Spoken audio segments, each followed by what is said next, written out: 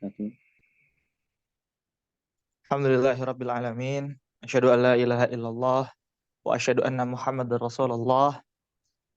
Rabbi shrah li sadri wa yassir li amri wahlul 'uqdatam min lisani yafqahu qawli. Qala Rasulullah sallallahu alaihi wasallam, man salaka tariqan yaltamisu fihi ilman sahalallahu bihi tariqan ilal jannah. Wa qala Rasulullah sallallahu alaihi wasallam, majtama'a qaumun fi baitin min buyutillah yatluna kitaballah wa yatadarasunahu bainahum illa nazalat alaihimus sakinah wa ghasyiyatuhumur rahmah wa haffathumul malaikah wa dzakarallahu fiman indah. Dua hadis itu akan senantiasa membuka kegiatan Just Day Talk karena ini yang menjadi why and what for kita, menjadi penyemangat kita, menjadi dua hadis yang akan mengisi semangat kita selama Just Day Talk dan mungkin kegiatan awat level up serta kajian-kajian lainnya. Dan yang kedua, gue pengen menyampaikan satu pesan. Ini disampaikan langsung oleh guru kita, namanya Al-Imam Al-Ghazali. Beliau menuliskan kitab Minhajul Abidin, atau cara-cara menjadi hamba kesayangannya Allah. Dalam kitabnya beliau menyebutkan, fahaqqa lil abdi alla yashtaghilla illa bihima wa la yat'ab illa lahuma wa la yanzur illa fihima wa ma huma al-ibadatu wal ilmu. Bahasanya gini,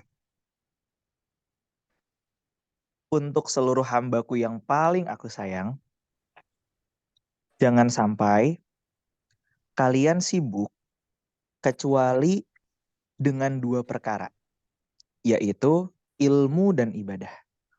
Dan jangan sampai kalian bersusah payah kecuali untuk kedua perkara, yaitu ilmu dan ibadah. Dan jangan kita merenung, bersedih, galau, gulana, gundah, kecuali atas kedua hal tersebut, yaitu ilmu dan ibadah. Hari ini kita dapat dua-duanya nih. Dapat ilmunya, dapat ibadahnya. Maka bentuk kita sekarang yang mungkin baru pulang kerja, baru nyampe rumah, baru mungkin bisa jadi masih shift malam, atau buka Just Day Talk sambil di jalan, dan pasti banyak kegiatan lain yang kita kesampingkan demi satu hal ini. Pada dasarnya kita sedang menjalani satu hal yang ini hal biasa kok. Biasa dilakukan oleh orang-orang luar biasa, yaitu Nabi dan para sahabatnya. Jadi ini hal biasa bagi Nabi dan para sahabatnya. Artinya hari ini kita sedang meneruskan legasi yang Rasulullah SAW dan para sahabatnya pernah lakukan. Jadi nggak main-main. Halakoh kayak gini, kajian kayak gini, kalau kalian anggap ini cuma self-healing, kalau kalian anggap ini cuma agenda pekanan, waduh sayang. Tapi mari kita anggap bahwa ini kita sedang mengkoneksikan diri kita dengan Rasul dan para sahabatnya. Jadi bayangin aja kita malam hari ini tuh kayak, ya Allah, mungkin lingkarannya udah berbeda. Mungkin nggak ada sosok Nabi di sana, mungkin nggak ada sosok para sahabat di sana, tapi kita sedang menjalankan satu hal yang sama seperti apa yang Nabi dan para sahabatnya dulu lakukan. Ih, kalau dibayangin keren banget gitu ya. Kita satu majelis, ada Umar, ada Utsman, ada Abdurrahman bin Auf, ada Mus'ab bin Umair, Masya Allah. Mari kita buka agenda kita Just Day Talk pada malam hari ini dengan sama-sama mengucapkan basmalah. Bismillahirrahmanirrahim. Bismillahirrahmanirrahim. Dan kenapa aku suka mengaitkan antara Just Day Talk ini dengan tadi halakohnya Rasul dan para sahabat? Karena kalau teman-teman tahu, nama Just Day Talk ini sebetulnya diambil dari kebiasaannya Nabi dan para sahabatnya, yaitu haditsus sulasa. Jadi Rasul dan para sahabatnya itu sering bikin kajian bernama haditsus sulasa. Lalu kajian ini di-branding oleh seorang ulama asal Mesir. Beliau bernama Hasan al-Banna yang menuliskan Al-Maqsurat. Tahu ya, zikir pagi dan petang, itu beliau yang menuliskan. Nah, hadis Selasa dibawa juga oleh beliau sebagai branding kegiatannya. Dan hari ini kita juga membawa dengan satu nama branding yang sama, yaitu Tuesday Talk. Mari kita buka dengan tilawah seperti biasa, Quran Surat Al-Mulk.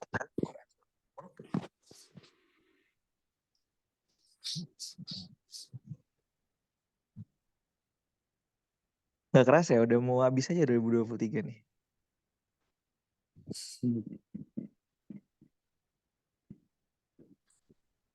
Udah dibuka, Al-Mulk?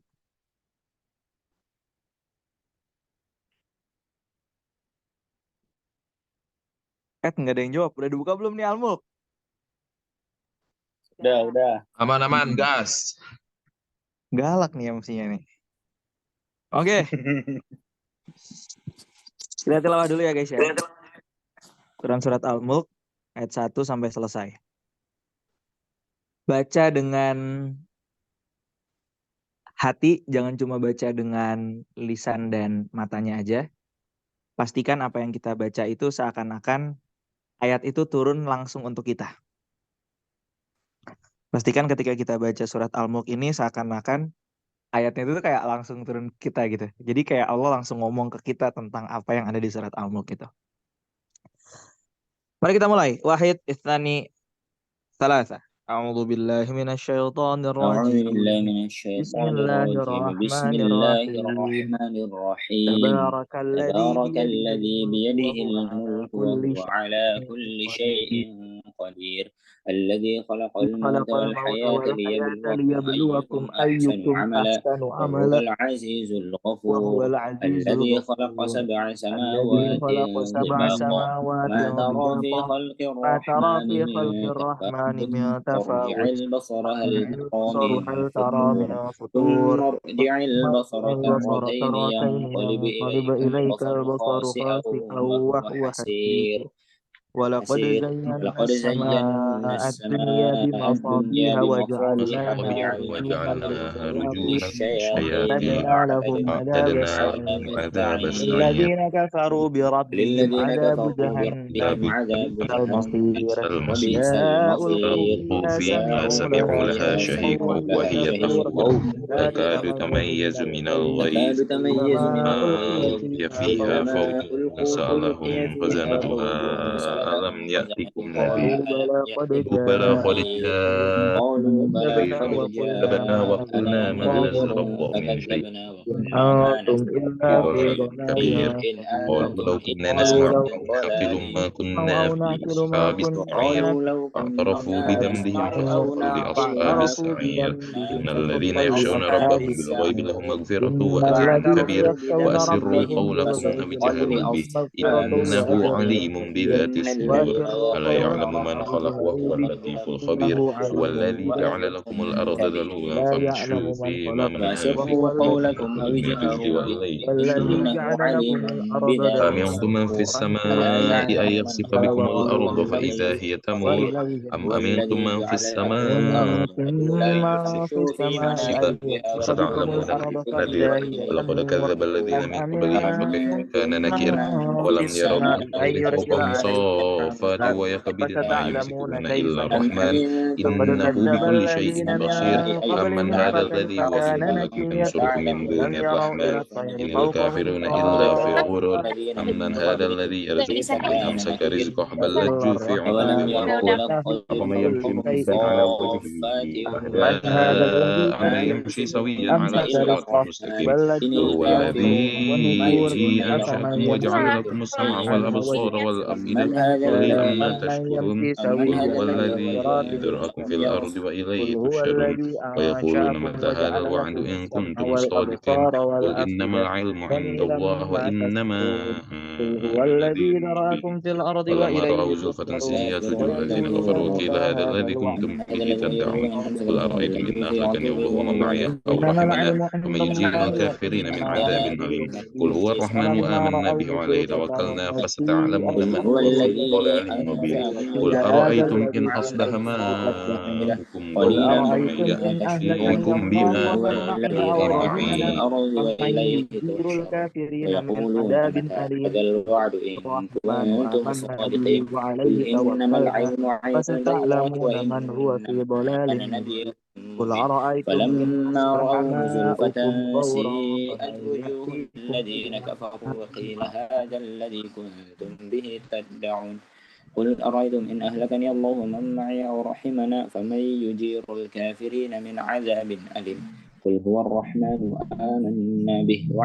آمنا به وعليه توكلنا فستعلمون من هو في ضلال مبين قل أرأيتم إن أصبح ماؤكم غورا فمن يأتيكم بماء معين. Sadaqallahul adzim, sadaqa ala rasulihun nabiyul karim, wa nahnu ala dzalika minasyahidin wasyakirin. Semoga ayat-ayat yang tadi kita lantunkan, kita bacakan, itu bisa mengisi hati kita yang banyak kosong ya. Ini hatinya masih pada kosong-kosong semua kan ya? Boleh passwordnya? Ya, semoga hati kita bisa terisi dengan ayat-ayat yang tadi kita bacakan.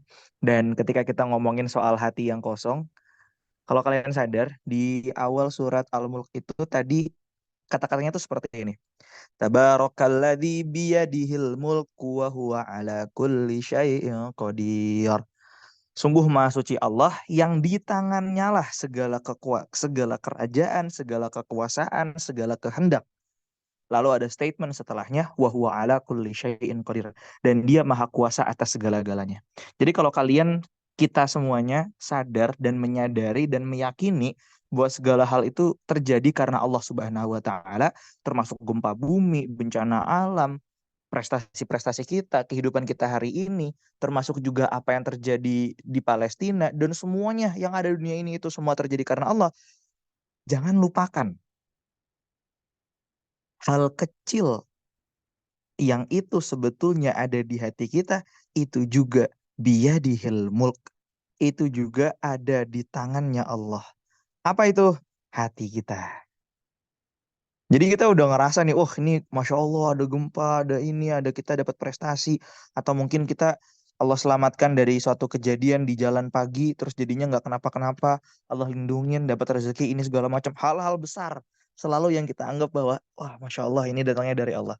Tapi jangan lupain, sesungguhnya hal yang kecil, sekecil hati kita yang ada di dalam diri ini, itu juga bisa dihilmuk. Ada di tangan atau kekuasaannya Allah. Malam hari ini kita bakal bahas sesuatu yang kecil itu tadi. Sesuatu yang kayaknya mungkin kita tidak bisa melihatnya dengan mata, tapi yang kecil itu akan mempengaruhi seluruh gerak tubuh kita. Mungkin kita nggak pernah melihat bentuknya kayak gimana, tapi bentuk implementasinya terhadap mood kita, pikiran kita, pola pikir kita, visi misi kita dalam hidup, dan bagaimana kita menjalani hidup ini, itu tergantung daripada hal yang kecil itu. So let's start, kita akan bicara soal check up, apa ya, heart check up, atau kita akan ngecek hati kita itu kayak gimana. Kalau selama ini teman-teman sakit, itu yang dicek mungkin disuntik, diambil darahnya gitu ya. Terus kita ngelihat tingginya kolesterol, tensi, dan lain-lain. Atau mungkin suhu tubuh. Nah sekarang kita akan medical check up. Tapi yang dicek adalah hatinya. Oke, langsung saja. Tanpa berlete-lete, sudah siap? Ini Iqbal Baihaqi akan menyampaikan materi tentang check up hati. Langsung live dari Aji Barang, Banyumas, untuk kita semuanya seluruh Indonesia. On air, Iqbal Baihaqi, waktu dan tempat kami haturkan.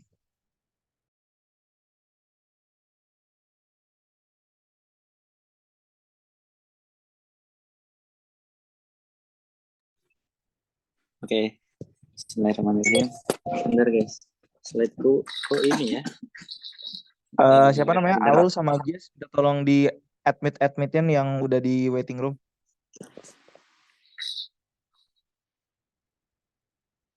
Oke.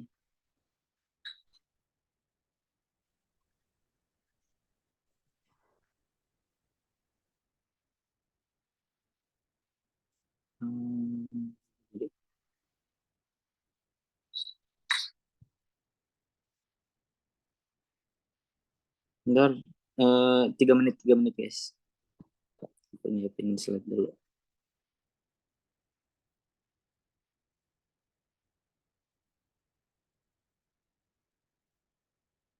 Oke. Sip.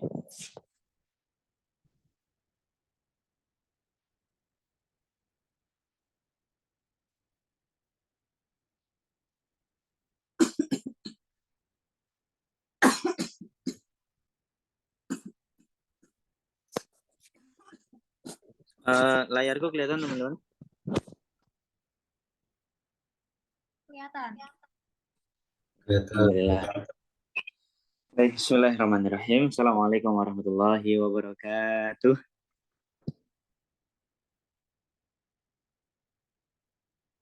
Alhamdulillahirrabbilalamin. Alhamdulillah. Salatu wassalamu ala rasulillah wa ala alihi wa sahbihi wa mawalah.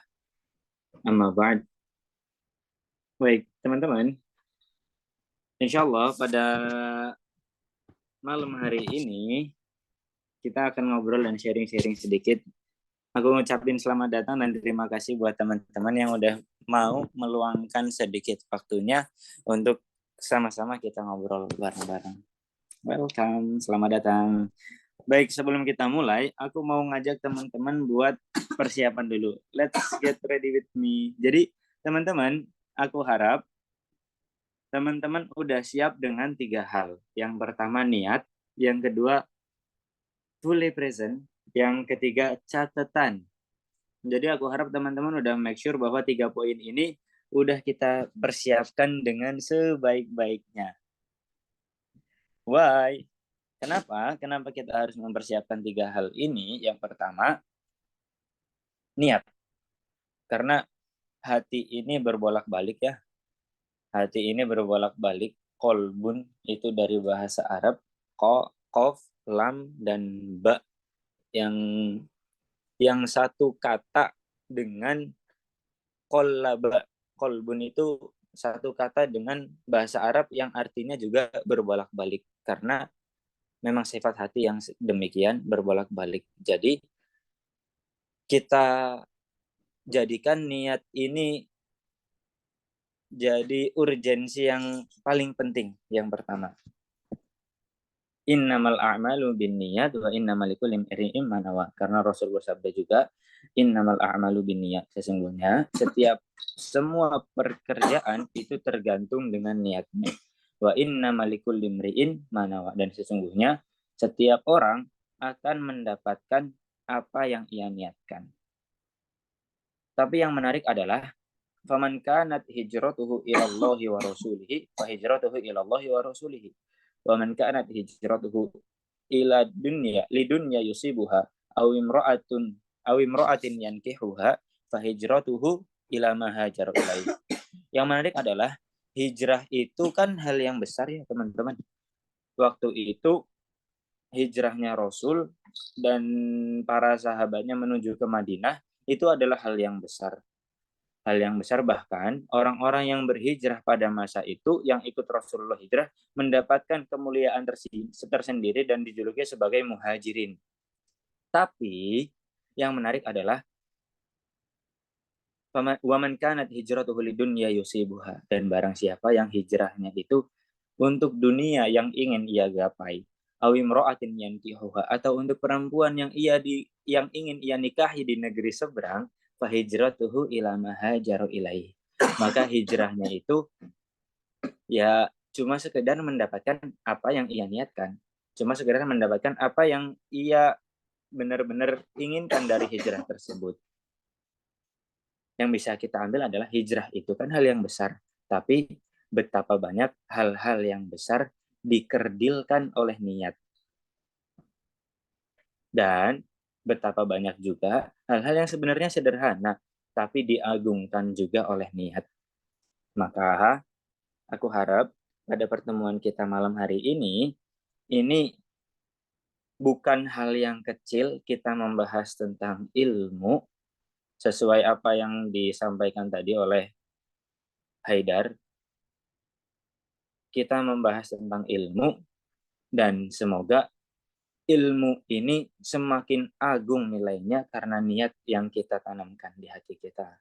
Tentu saja niat kita adalah bahwa yang menjadi dasar kita adalah sabda Rasulullah.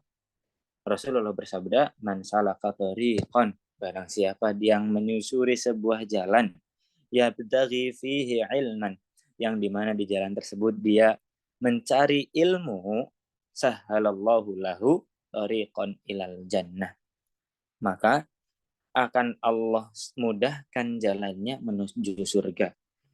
Nah, yang menarik dari hadis ini adalah bukan orang yang pintar yang disebut, tapi orang yang sedang belajar, yang sedang menyusuri jalan-jalan menuntut ilmu. Itulah, dengan menyusuri jalan itu Allah akan mudahkan jalannya menuju ke surga. Semoga dengan ini, dengan pertemuan kita kali ini membahas tentang ilmu, menjadikan jalan kita menuju surga Allah permudah, Allah mudahkan. Lalu yang kedua adalah catatan. Jadi Imam Nawawi pernah berkata, beliau menyampaikan, wala yahtaqiranna faidatan yaroha aw yasma'uha fi ayyi fannin kanat bal yubadir ila kitabatiha summa yuwadhib ala mutala'ati ma katabahu. Jadi teman-teman, Imam Nawawi menyampaikan, janganlah seorang penuntut ilmu, jadi di sini kita memposisikan posisinya kita pada malam hari ini adalah sebagai penuntut ilmu, sebagai seseorang yang menuntut ilmu. Apa kata Imam Nawawi? Janganlah seorang penuntut ilmu meremehkan suatu pelajaran yang dia lihat atau yang ia dengar dari disiplin ilmu apapun, pelajaran apapun itu, dari manapun itu datangnya, tetapi hendaknya dia segera menulisnya, kemudian membaca apa yang sudah dia tulis secara berkesinambungan. Jadi menulis dan membaca secara berkesinambungan. Jadi catatan ini jadi satu hal yang penting. Kata Imam Syafi'i, di lain kesempatan beliau mengatakan, al-ilmu soidun, ilmu itu adalah hewan buruan. Wal kitabatu qaiduhu, dan tulisan itulah yang akan mengikat buruan tersebut. Jadi ini highly recommended buat teman-teman kalau lagi datang ke kajian atau lagi belajar apapun itu, atau sambil dengar podcast, teman-teman siapin catatan dan tulis. Syukur-syukur teman-teman bisa upload ke story atau share dimanapun itu, sehingga kebaikan yang teman-teman dapat gak sampai di tangan teman-teman, tapi juga mengalir kebaikannya ke orang lain. Gitu. Jadi share ke story, abis itu aku repost nanti abis ini. Ya, nggak bercanda. Bercanda guys. Oke, selanjutnya. Tag gue juga nggak apa, ntar gue repost. Kok request gitu sih, Dar? Nebeng. Oke. Next, fully present. Jadi yang ketiga adalah fully present. Kemarin aku sempat iseng teman-teman, aku bikin satu polling, mana yang kamu banget kira-kira. Nah, ini sebenarnya bukan pilihan yang benar salah ya. Bukan pilihan yang benar salah, bukan yang berarti kalau aku ngejalanin rutinitas sambil mikirin hal lain itu hal yang salah, bukan. Tapi semakin banyak kita checklist pertanyaan ini, maka semakin butuh kita untuk berusaha fully present di setiap kegiatan, berusaha menghadirkan hati dan pikiran di setiap kegiatan kita. Jadi kalau kita udah mulai ngerasa kayak setiap waktu yang kita jalanin rutinitas itu udah suka mikirin hal yang lain, atau sering ngerjain sesuatu secara automatically. Kita mau makan misalnya, habis itu udah nyendok satu suap, tiba-tiba baca bismillah, otomatis aja baca bismillah tanpa menghadirkan hati dalam ucapan bismillah kita, tanpa sadar kita, tanpa dengan kesadaran penuh menyadari bahwa makanan yang ada di hadapan kita itu adalah pemberian dari Allah. Makanan yang sedang kita santap itu adalah makanan yang Allah kehendaki untuk hadir di hadapan kita. Jadi makna bismillah itu kan dalam banget ya. Kita baca bismillah sambil makan, kita sadari dengan penuh dengan hati yang sungguh-sungguh, fully present. Bahasa Arabnya itu istihdar, menghadirkan hati. Kita sadari bahwa oh makanan ini yang sedang aku santap itu datangnya dari Allah, rezeki dari Allah, dan lain sebagainya. Jadi kalau kita udah udah mulai ngerasain hal-hal tersebut, melakukan kegiatan secara otomatis atau pergi ke suatu tempat nggak fokus dengan sekeliling, cuma fokus ke tujuan tanpa bisa menikmati sekitar, maka aku rekomendasiin ke teman-teman kayaknya butuh rehat sebentar deh.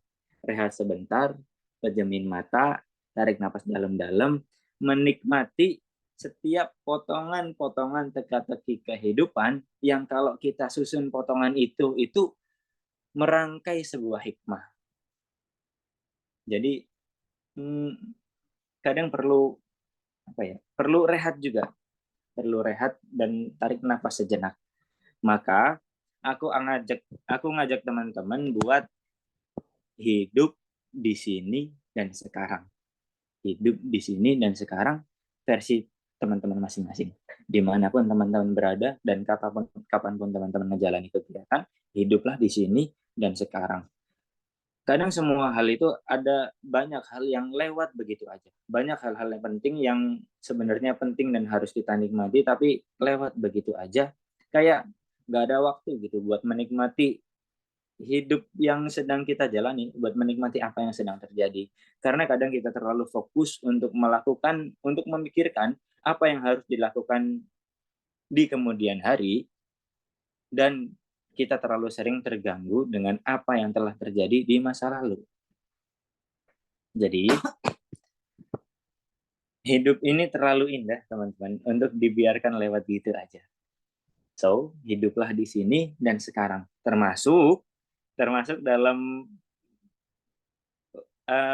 acara malam ini, malam ini, maka aku harap teman-teman buat hidup di sini dan sekarang. Coba deh, aku mau teman-teman coba tulisin rate dari 1 sampai 10 kehadiran teman-teman. Kalau 1 berarti teman-teman sambil nyambi misalnya. Sambil nyambi ngetik atau nyambi ngelipet baju atau apapun itu. Kalau 10 berarti benar-benar fokus dan benar-benar fokus ke materi kita malam ini. Coba deh tulis dan ramaikan kolom komentar 1, 2, 3. Wah, 10, 8, 4. 4. Oh. Tapi nggak apa-apa. 4 tapi balas itu keren. 5, 7, 10. 10. Alhamdulillah. 6, 9, 5, 8, 7. Oke. Ini kalau ada yang 1 sambil nyupir nih pasti nih. Kalau ada yang 1, kalau imam yang 1 nggak apa-apa sih. Kalau imam yang 1. Kalau imam nggak 1, kalau imam 1 nggak apa-apa, wajar. Ya wajar. Wajar. Imam memang gitu. Boleh. Emang. Kalau imam boleh. Iya. Oke, makasih teman-teman. Jadi aku harap teman-teman fully present ke materi kita malam ini. Tapi nggak apa-apa yang ada kerjaan lain dan sambil nyambi. It's okay.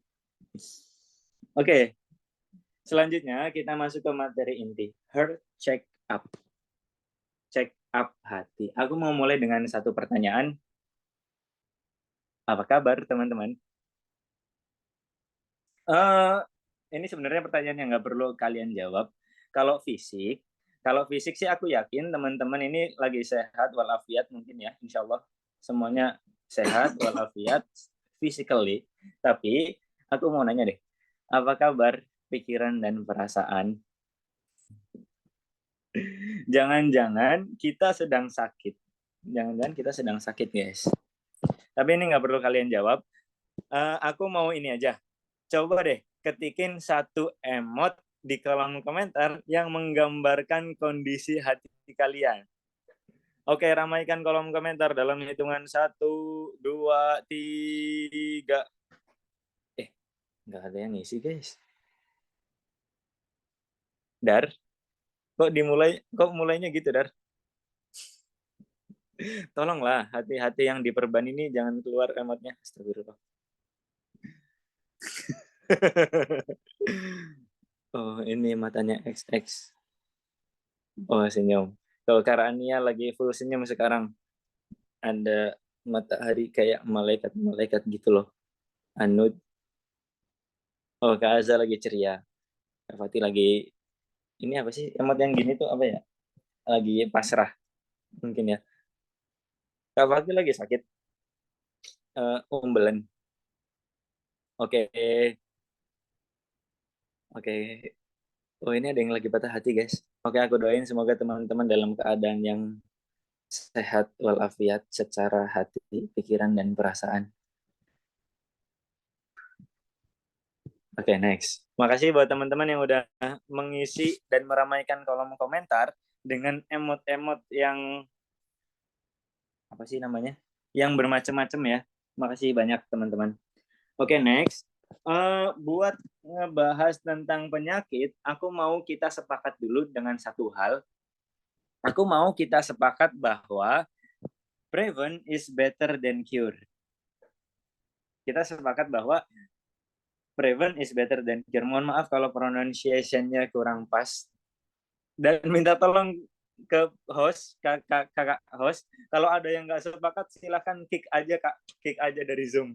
Pokoknya kita harus sepakat pada malam hari ini bahwa kalau ngomongin penyakit, mencegah itu lebih baik daripada mengobati. Mencegah sebelum datangnya penyakit tersebut itu lebih baik daripada kita udah terjangkit penyakit baru mengobati. Oke. Di sini kita sepakat ya. Nah, selanjutnya untuk mencegah sebuah penyakit itu setidaknya ada 5 hal yang harus kita ketahui. Yang pertama, penyakit yang ingin kita cegah. Yang kedua, bahayanya. Kenapa sih kita harus mencegah penyakit tersebut? Yang ketiga, gejalanya. Gejala awal yang menunjukkan bahwa wah ini bentar lagi kita terkena penyakit tersebut nih. Nah, yang keempat, penyebabnya. Yang kelima, cara baru. Kita harus tahu cara mencegahnya. Oke, contoh, penyakit diabetes. Kita pengen mencegah penyakit diabetes. Bahayanya apa? Oh, kalau kena diabetes nanti cepat mati, misalkan. Ini contoh. Ya, terus gejalanya apa? Gejalanya cepat capek, terus molor di kelas, misalkan. Ini contoh ya. Aku kurang mendalami juga masalah medis dan bukan kurang sih, emang enggak. Penyebabnya apa? Yang keempat, penyebabnya apa? Contohnya karena diabetes ini disebabkan karena kebanyakan makan seblak misalkan. Nah, cara mencegahnya berarti adalah dengan menghilangkan penyebabnya, dengan nggak boleh banyak-banyak makan seblak. Contohnya itu. Jadi kita sepakati bahwa untuk mencegah kita harus tahu penyakit, bahaya, gejala, penyebab, dan cara mencegahnya. Oke, sampai sini sepakat ya. Nah, di bab pertama ini kita akan kenalan sedikit dengan penyakit. Layaknya penyakit yang menimpa fisik, hati juga punya macam-macam penyakit yang bisa menimpa. Hati juga punya banyak macam-macam penyakit yang bisa menjangkit hati tersebut. Nah,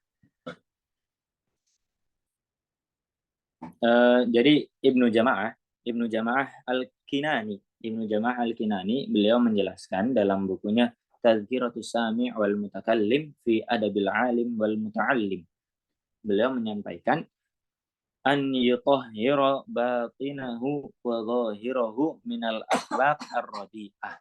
Jadi, seorang penuntut ilmu, seseorang manusia itu ia harus membersihkan, mensucikan batinahu, mensucikan hatinya, wa zahirahu, dan jasadnya, minal akhlaq ar-radi'ah, dari akhlak-akhlak yang tercela. Wa yu'ammiruhu bil akhlaq al-mardiyah, dan hendaknya ia mengisi hati tersebut dengan akhlak-akhlak yang diridhoi Allah, yang diridhoi. Faminal akhlaq ar-radi'ah, Dan dari akhlak-akhlak yang tercela itu al-ghillu wal hasad wal baghyu wal ghadab li ghairillahi ta'ala wal ghisyu wal kibru wal ri'a wal ujbu wa sum'ah wal bukhlu dan seterusnya sampai akhir. Di sini Ibnu Jamaah ini menjelaskan berbagai macam penyakit-penyakit hati.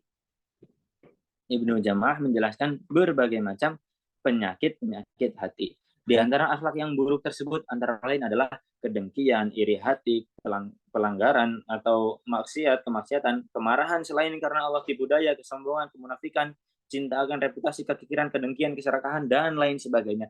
Ada begitu banyak macam penyakit-penyakit yang bisa menjangkit hati kita.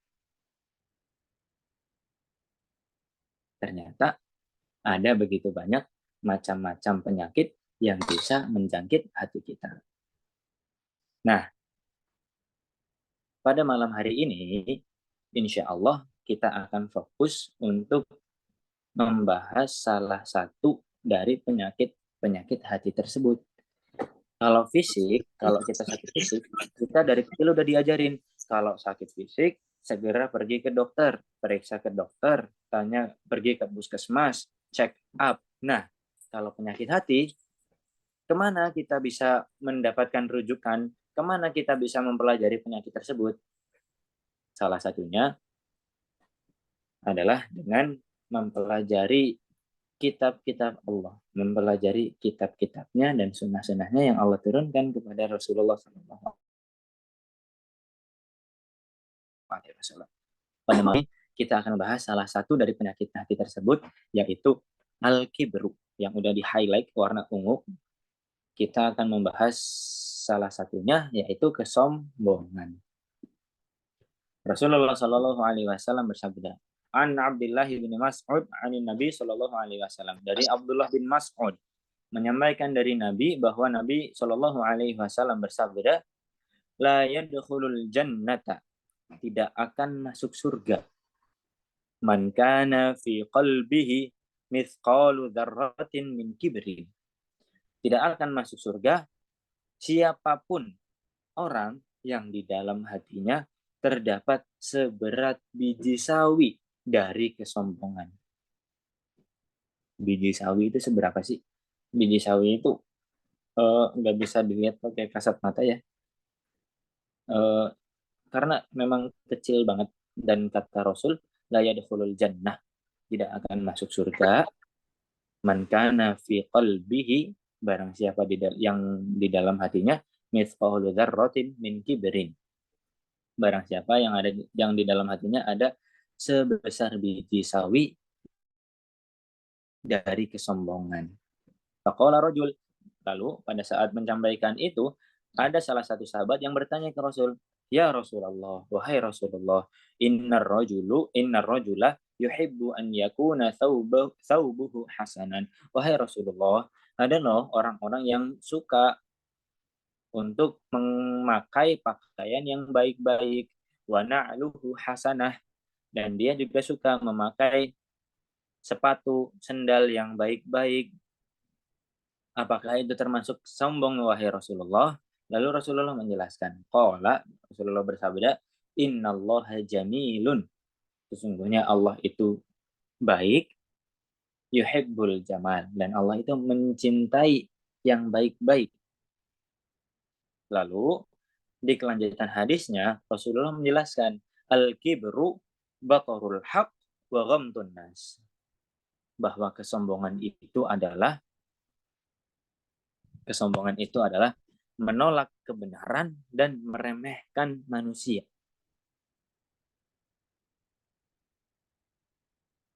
Jadi kesombongan itu adalah menolak kebenaran, batarul haq wa ghamtun nas, dan meremehkan manusia. Nah, pada bab 1 kali ini kita semua sepakat bahwa penyakit yang akan kita bahas pada malam hari ini adalah kesombongan.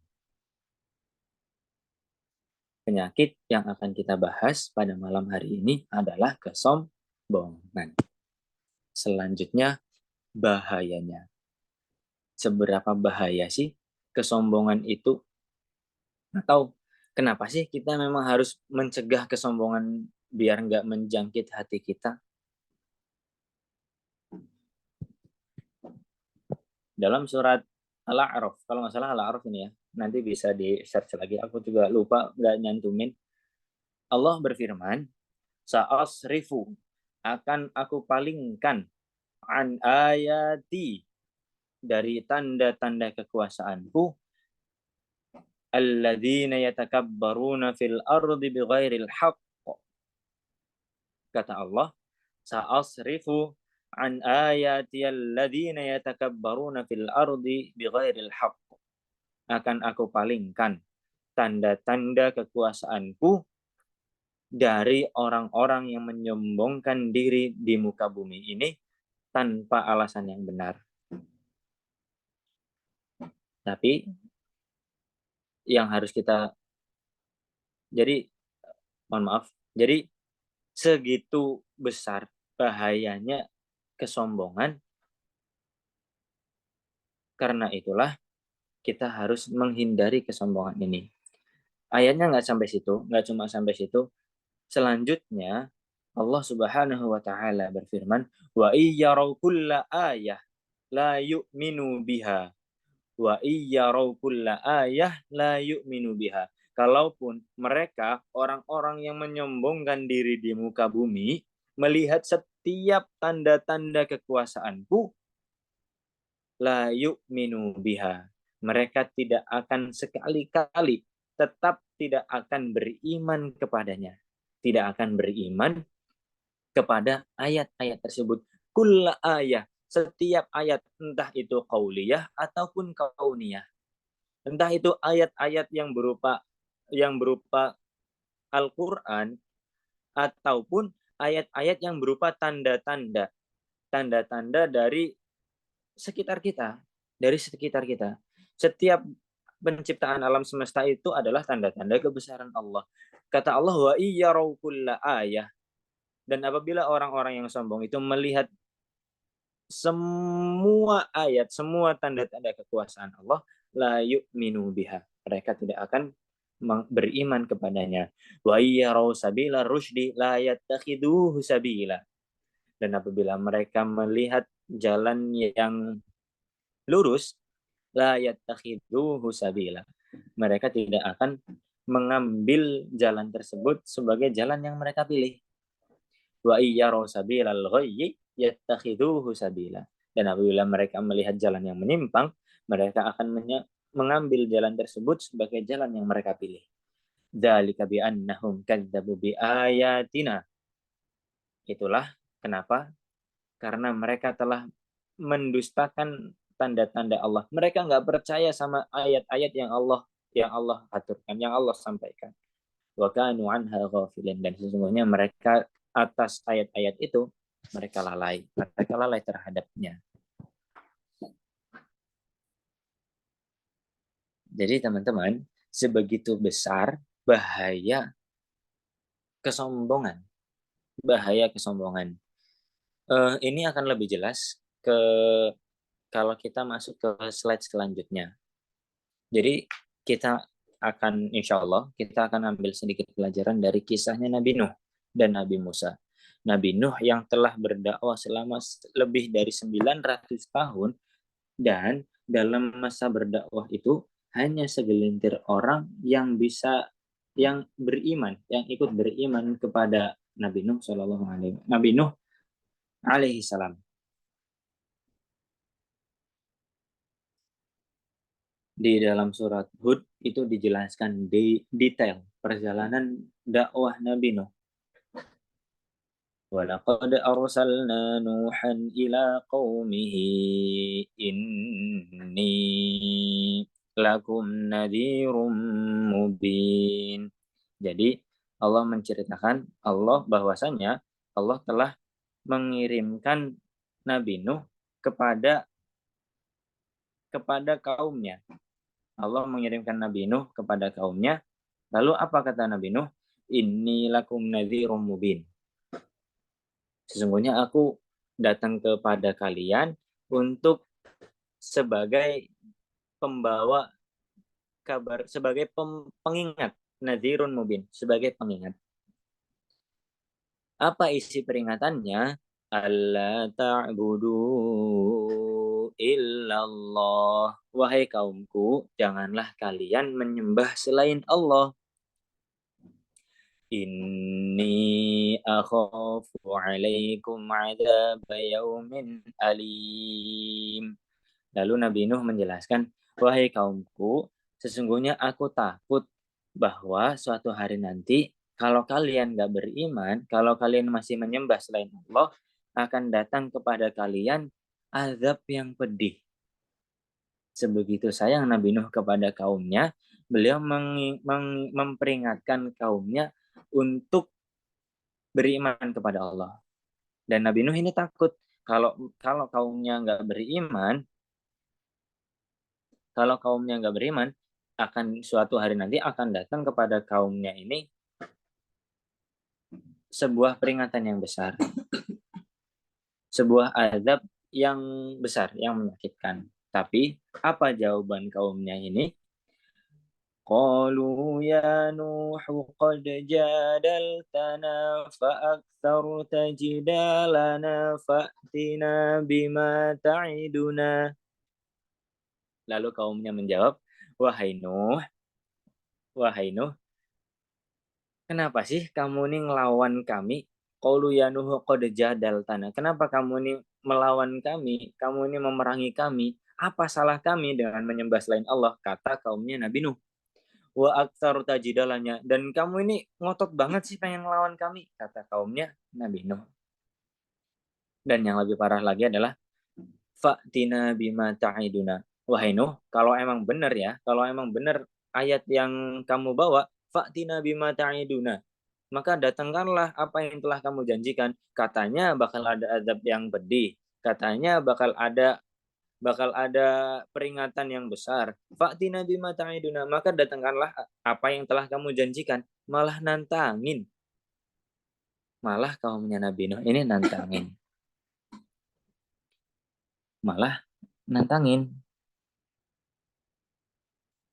Lalu setelah beratus-ratus tahun, 900 tahun lamanya, Nabi Nuh berdakwah ditantang. Nabi Nuh menyampaikan kebenaran, dilawan balik. Nabi Nuh menyampaikan agar kaumnya ini mereka beriman kepada Allah, justru kaumnya ini malah menantang azab yang dijanjikan, yang disampaikan oleh Nabi Nuh. Sampai pada suatu hari Allah firmankan kepada Nabi Nuh untuk membuat sebuah kapal. Lalu Nabi Nuh membuat kapal di tengah kawasan yang perbukitan waktu itu. Nabi Nuh membuat kapal yang begitu besar. Nah, di masa membuat kapal itu semakin besar olok-olok kaumnya terhadap Nabi Nuh. Coba bayangin, lagi di Bogor di puncak, tiba-tiba ada orang yang dia buat kapal besar. Lalu dia bilang, ayo kita bikin kapal besar ya, bentar lagi nih Bogor banjir. Misalnya di puncak bakal banjir. Kira-kira ada yang percaya nggak ya? Sulit untuk dipercaya. Karena di wilayah perbukitan, terus azab yang dijanjiin itu banjir. Kayak nggak logis gitu. Nah, semakin besar olok-olok kaumnya Nabi Nuh. Sampai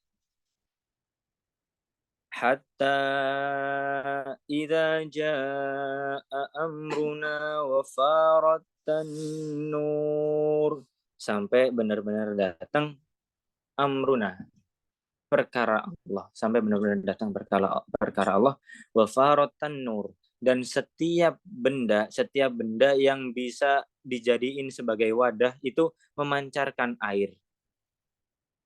Sampai hatta idza jaa amruna, sampai waktu itu benar-benar hujan deras, semua sungai banjir, semua sungai meluap, lalu setiap tempat yang bisa dijadiin tempat air itu memancarkan air.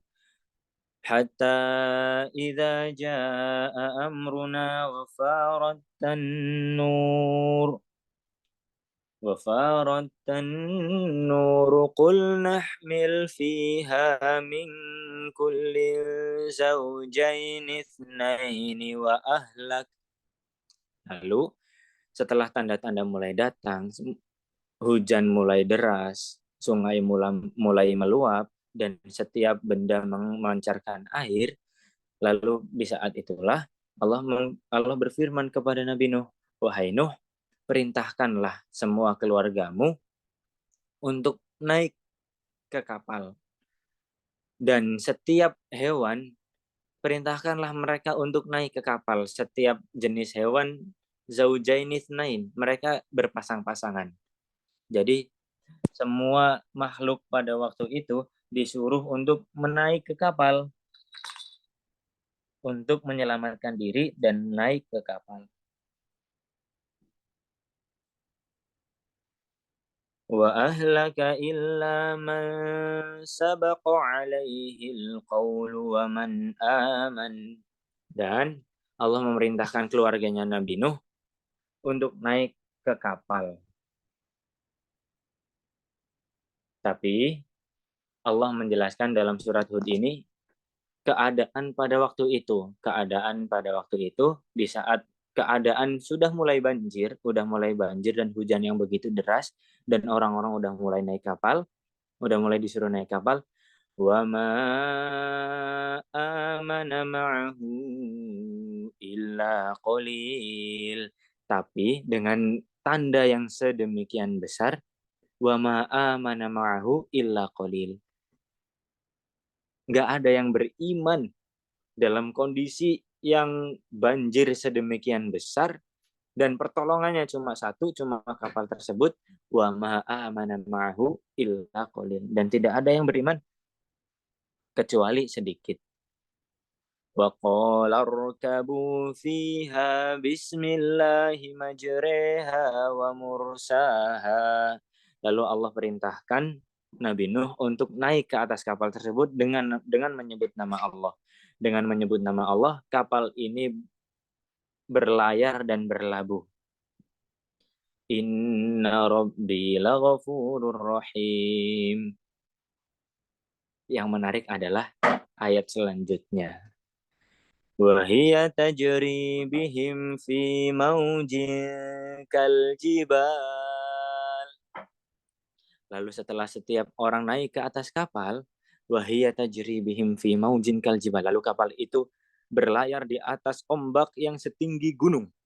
Ini bukan tafsir, ini bukan penjelasan, ini benar-benar real secara tekstual. Allah menjelaskan, wa hiya tajri bihim fi maujin kaljibal. Dan kapal itu berlayar di atas ombak-ombak yang setinggi gunung. Kapal itu berlayar di atas ombak-ombak yang setinggi gunung. Coba bayangin, kita ada di sebuah kapal yang ombaknya setinggi gunung. Gunung apa sih ya yang paling dekat? Kalau di dekat rumahku ada Gunung Slamet, dan itu nggak bisa kebayang teman-teman seberapa tinggi ombaknya waktu itu. وَنَادَى نُوحٌ ابْنَهُ وَكَانَ فِي مَعْزِلٍ يَا بُنَيَّ ارْكَبْ مَعَنَا. Lalu dari atas kapal Nabi Nuh memanggil anaknya. Nabi Nuh memanggil anaknya. Wa nada Nuhun ibnahu fi ma'zili ya bunayya arkam ma'ana. Wahai anakku, ya bunayya ini panggilan yang begitu penuh kasih sayang seorang ayah kepada seorang anak, kepada anaknya. Ya bunayya. Itu panggilan penuh kasih sayang. Kata Nabi Nuh, ya bunayya arkam ma'ana. Wahai anakku yang paling tersayang, ayo naik kapal bersama kami. Ayo selamat bersama kami. Syaratnya cuma satu, beriman kepada Allah. Kamu bisa selamat dari ombak yang begitu besar.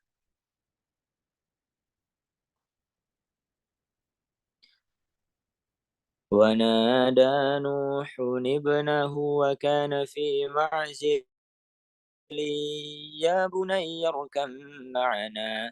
Wahai anakku, naiklah bersama kami.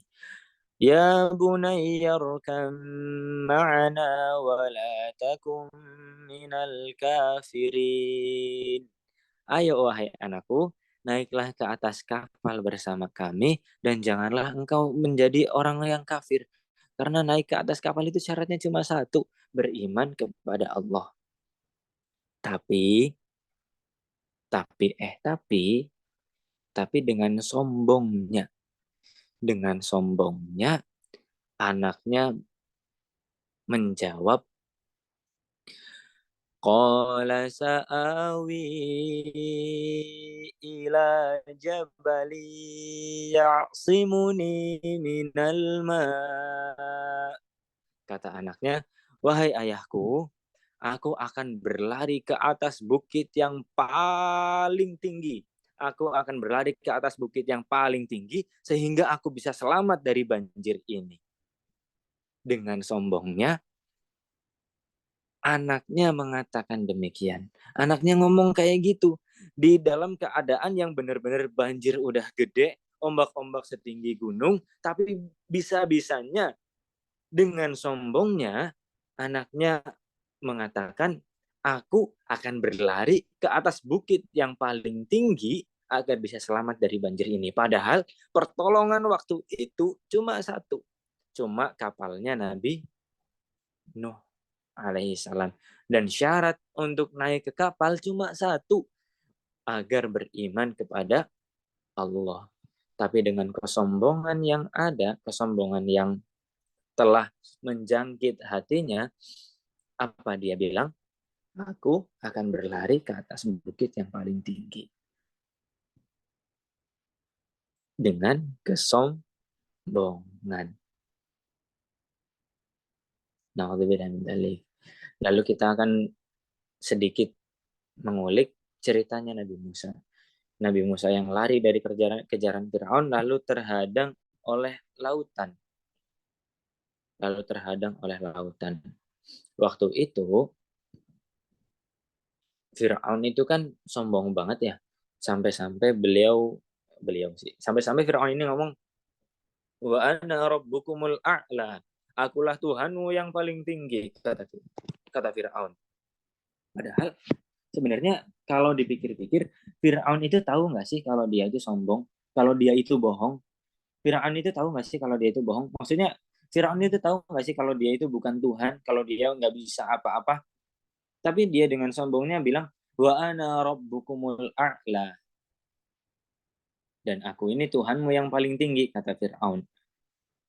Nah, yang menarik adalah ketika Nabi Musa udah terhadang oleh Laut Merah, lalu kejaran Fir'aun udah mulai mendekat ke Nabi Musa, mendekat ke Nabi Musa, lalu ketika itu Nabi Musa memukul tongkatnya ke lautan dan lautan itu terbelah menjadi 12 jalan. Laut Merah terbelah menjadi 12 jalan. Dan pasukannya Nabi Musa terbagi menjadi 12 kelompok dan menyusuri jalan-jalan tersebut satu persatu. Kalau dipikir-pikir kan ya, coba deh, sebandel-bandelnya kita, senakal-nakalnya kita, kalau misalnya kita main ke Ancol ke Ancol. Kita main ke Ancol atau ke Ujung Genteng. Habis itu lautnya terbelah menjadi 12 jalan. Kira-kira kita bakal tetap nerabas atau balik badan? Kayak, wah ini harusnya kan Fir'aun ini mikir, wah ini udah nggak beres ini. Bisa-bisanya laut terbelah menjadi 12 jalan. Tapi balik lagi, bahayanya kesombongan adalah sa'asrifu, akan aku palingkan an ayati, dari ayat-ayatku. Siapa yang akan Allah palingkan? Alladzina yatakabbaruna fil ardi bighairil haqq, yaitu mereka orang-orang yang sombong tanpa kebenaran. Wa iyyaraw kulla ayatin la yu'minu biha, dan apabila mereka melihat tanda-tanda Allah, mereka tidak beriman. Nauzubillah min dzalik. sedikit pelajaran yang bisa kita ambil dari kisahnya Nabi Nuh dan Nabi Musa alaihi wassalatu wassalam. Alaihi wassalam. Lalu teman-teman, inilah bab kedua. Begitu besar bahayanya orang yang sombong. Sampai-sampai tanda-tanda yang begitu jelas di hadapan mata itu menjadi buta. Seakan-akan ia benar-benar menolak kebenaran. Benar-benar Allah palingkan dari tanda-tanda tersebut. Padahal udah jelas di depan mata. Padahal udah jelas di depan mata. Na'udzubillah min dzalik. Lalu selanjutnya adalah yang akan kita bahas adalah gejalanya. Jadi sebelum menjadi kesombongan yang begitu besar sampai tingkat sombongnya Firaun dan tingkat sombongnya Nabi Nuh, mohon maaf, sampai tingkat sombongnya anaknya Nabi Nuh, itu ada gejala-gejala dari kesombongan ini yang bisa menjangkit hati kita. Yang bisa menjangkit hati kita. Jadi Ibnu Qudamah menjelaskan di dalam bukunya Mukhtasar Minhajul Qasidin kalau nggak salah. Nanti aku cek deh. Jadi Ibnu Qudamah ini menjelaskan sombong itu yara nafsahu khairan min ghairihi. Kesombongan itu adalah ketika seseorang menganggap dirinya lebih baik dari orang lain. Kesombongan itu ketika seseorang menganggap dirinya lebih baik dari orang lain. Coba kita ingat lagi kisahnya iblis ketika Allah tanya, qala ma mana'aka alla tasjuda id amartuk. Ketika itu Allah bertanya kepada iblis, wahai iblis, kenapa kamu nggak mau sujud ketika aku menyuruhmu untuk sujud kepada Adam? Apa jawaban iblis? Qala ana khairun minhu. Kata iblis, ngapain aku sujud? Aku ini lebih baik daripada dia. Khalaqtani min narin wa khalaqtahu min tin, kata iblis. Engkau telah menciptakanku dari api dan engkau hanya menciptakannya dari tanah. Yang kita garis bawahi adalah khairun. Yara nafsahu khairan min ghairihi. Menganggap dirinya lebih baik dari orang lain.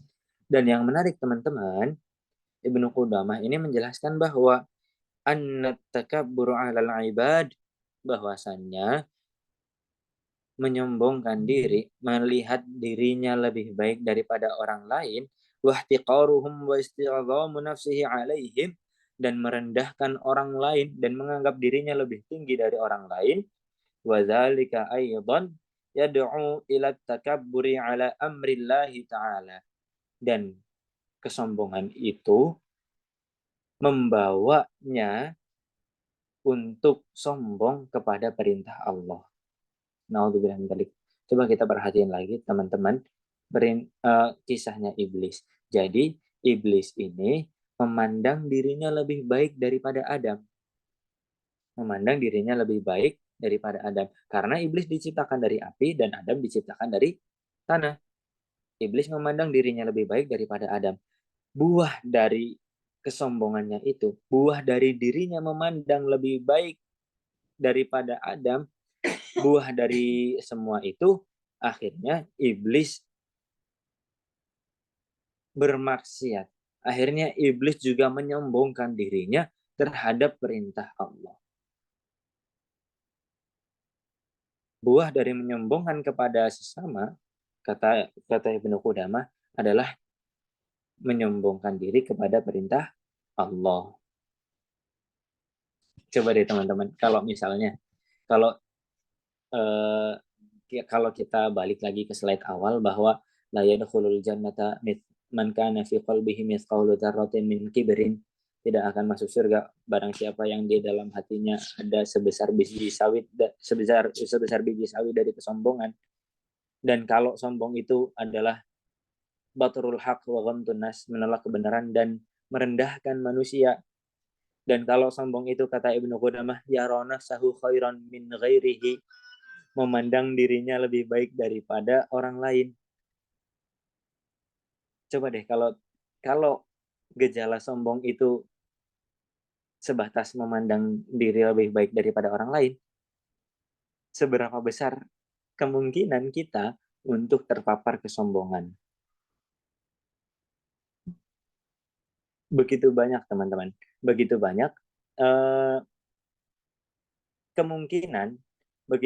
kemungkinan, kita terpapar kesombongan.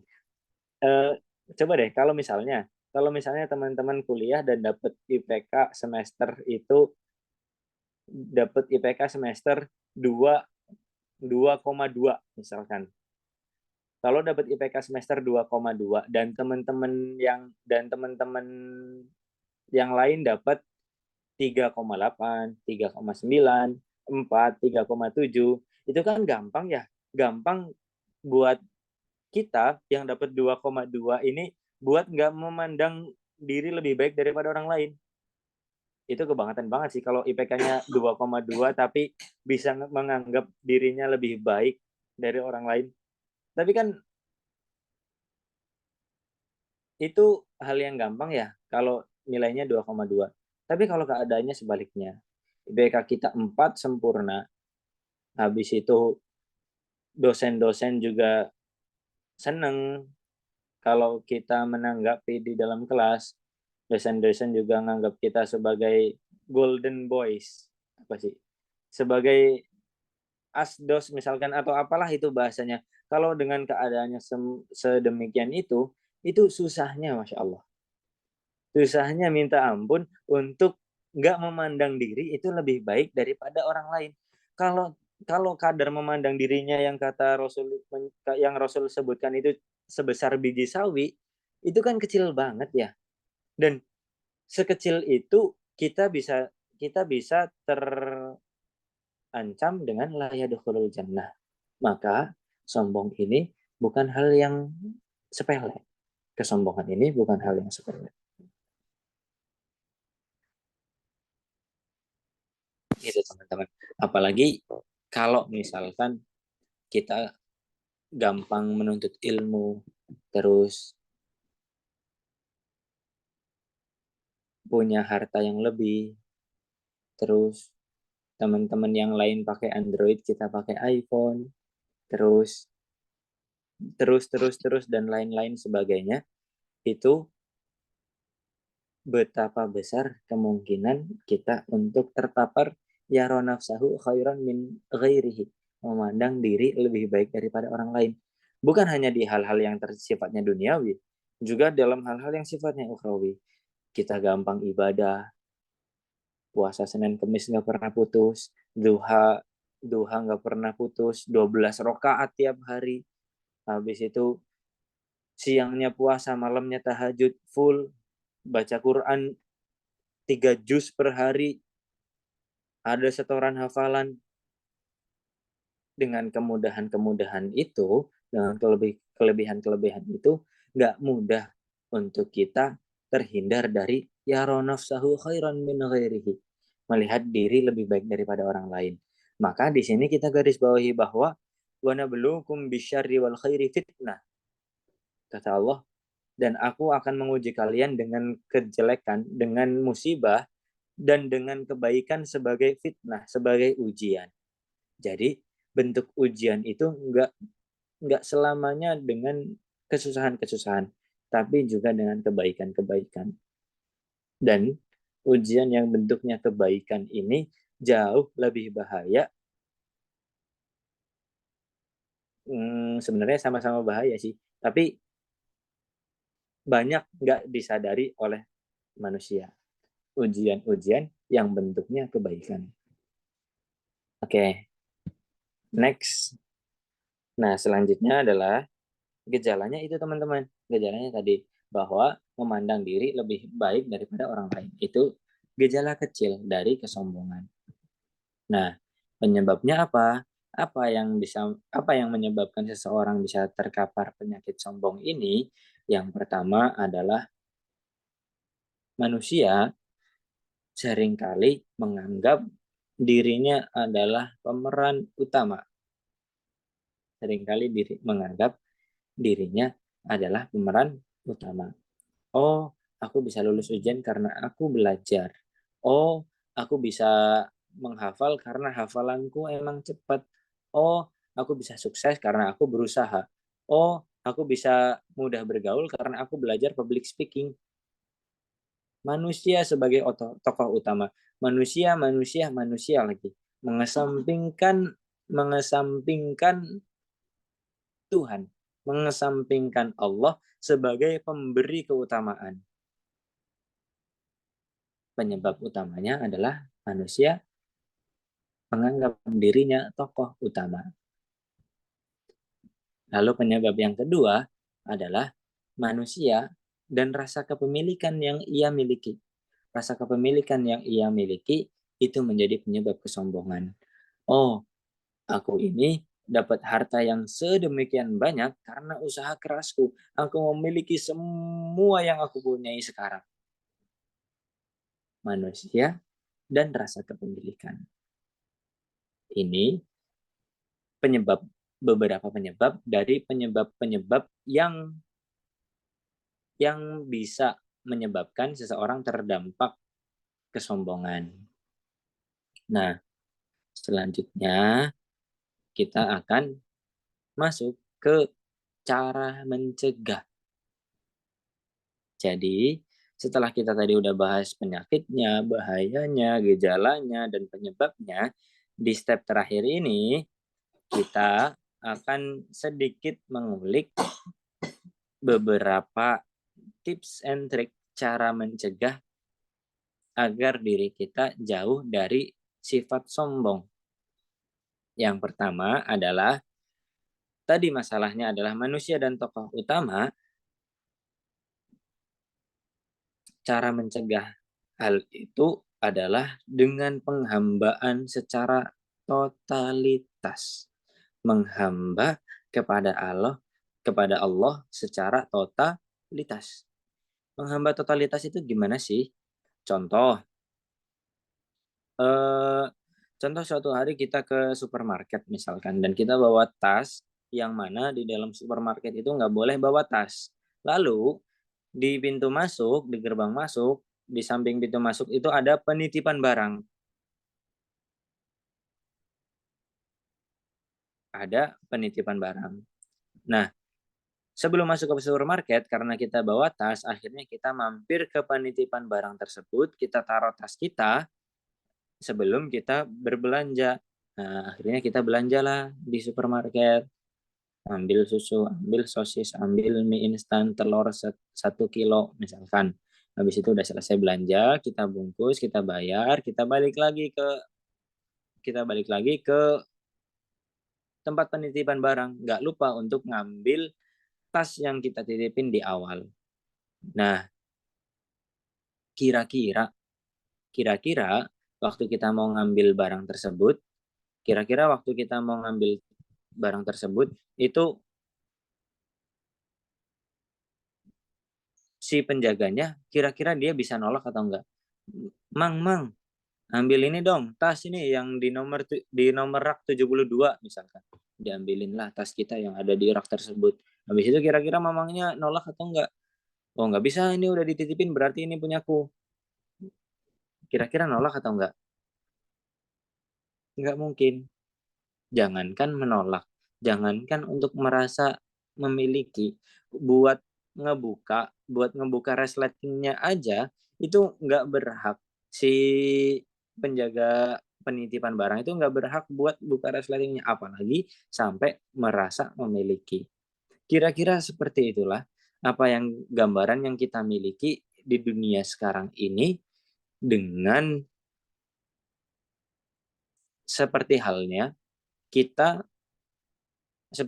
mamang-mamang penitipan barang itu memegang tas kita. Nggak punya hak sama sekali untuk merasa memiliki kalau Allah sudah ambil. Karena semua ini milik Allah. Nah, perlu kita sadari teman-teman bahwa di samping hal itu, di dalam penghambaan secara totalitas, kita juga perlu menyadari bahwasannya setiap apapun yang kita dapatkan itu adalah dari Allah. Itu adalah dari Allah. Apapun itu. Betapa banyak orang yang berusaha keras tapi nggak bisa sukses. Dan betapa banyak orang yang usahanya biasa-biasa aja dan dia bisa sukses. Apa yang membedakan mereka? Nggak ada yang membedakan. Karena semuanya itu dari Allah. Apa bedanya unta yang keluar dari unta dan untanya Nabi Soleh yang keluar dari batu kalau semuanya kehendak Allah? Kalau semuanya adalah pemberian dari Allah. Apa bedanya orang yang menghafalnya lambat dengan orang yang menghafalnya cepat, sama-sama menghafal, karena kalau itu semuanya kehendak Allah. Nggak ada bedanya sama sekali. Jadi, penghambaan secara totalitas adalah menyadari 100% bahwasannya apa yang menimpa kita itu semua adalah kehendak Allah. Semuanya dari Allah. Karena hidup ini bukan tentang kita. Hidup ini bukan sesempit tentang kita, tapi tentang Allah dan ketetapannya untuk kita. Hidup ini nggak sesempit hanya tentang kita, tapi tentang Allah dan ketetapannya untuk kita. Ini boleh teman-teman screenshot. Habis itu upload story. Anyway, hidup ini bukan tentang kita teman-teman, tapi tentang Allah dan ketetapannya untuk kita. Nah, itu dia cara mencegahnya. Cara mencegah agar kita terhindar dari sifat-sifat kesombongan. Nah, teman-teman, aku ada bonus terakhir di sebelum aku akhiri.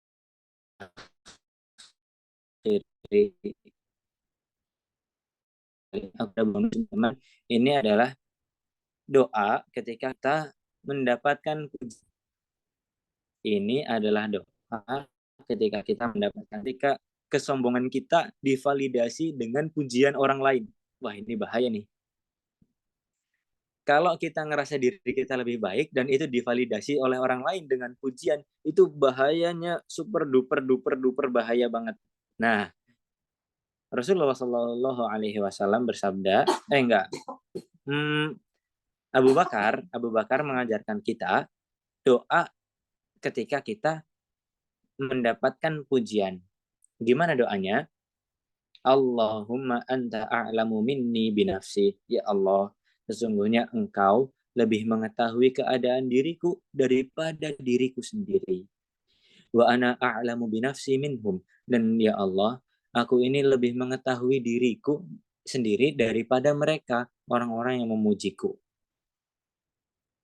Allahumma ij'alni khairan mimma yadhnun. Ya Allah, jadikanlah aku lebih baik daripada yang mereka sangkakan, daripada apa yang mereka pujikan terhadapku. Waghfirli ma la ya'lamun. Dan ya Allah, ampunilah aku terhadap hal-hal yang sesungguhnya mereka nggak tahu. Mereka ini muji karena mereka nggak tahu kekuranganku. Maka ya Allah, ighfirli ma la ya'lamun. Ampunilah perkara-perkara yang tidak mereka tahu. Wala tu'akhidni bima yaqulun. Dan ya Allah, janganlah engkau menyiksaku dengan pujian-pujian mereka, dengan perkataan mereka karena mereka memujiku. Oke, teman. Aku qauli hadza. Mungkin cukup sampai di sini materiku pada malam hari ini. Kurang lebihnya mohon maaf. Asykurukum ala jamil hidayah wa astaghfirullaha min jamil akhtha. Assalamualaikum warahmatullahi wabarakatuh. Barakallahu fikum. Waalaikumsalam warahmatullahi wabarakatuh. Oke, alhamdulillah. Rasanya kalau Iqbal itu udah nunjukin ayat, udah bacain ayat, apalagi ngebahasnya ayat-ayat yang bikin kita pengen ngaca terus aja. Itu kayak kesentil-sentil terus hati kita. Kayak rasanya ini gue banget deh. Apa jangan-jangan gue bakal gini? Apa jangan-jangan gue pernah kayak gini? Atau jangan-jangan sekarang gue lagi kayak gini. Makanya kadang kita sering nganggap orang seperti ini, seperti itu. Padahal barangkali kita pernah kayak gitu juga. Atau kita akan kayak gitu juga. Atau jangan-jangan kita pun lagi seperti itu. Makanya jangan coba-coba deh gampang nganggap mengidentifikasi orang atau menstereotipkan orang sebagai sesuatu yang apa atau gimana. Karena kita udah 21.35 nih dan jam 10 kita harus kelar. Langsung aja teman-teman kalau misalkan ada yang mau nanya atau nambahin, kita buka sekarang. Boleh di chat, boleh langsung. Silakan bisa raise hand dulu. Atau kalau yang di chat langsung aja tulis.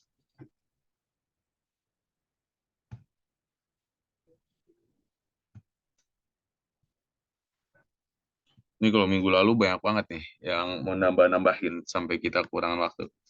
Sekarang ada nggak nih yang mau nambahin dulu?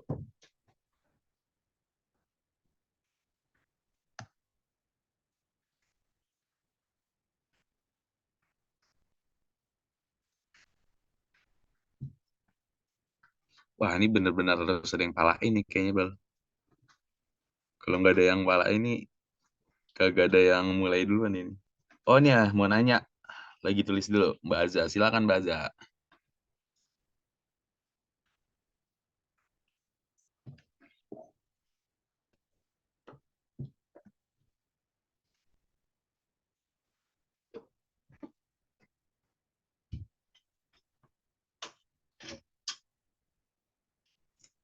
Yang mau ngomong secara langsung, boleh langsung on mic aja. Insya Allah Iqbal bisa jawab semuanya atas izin Allah.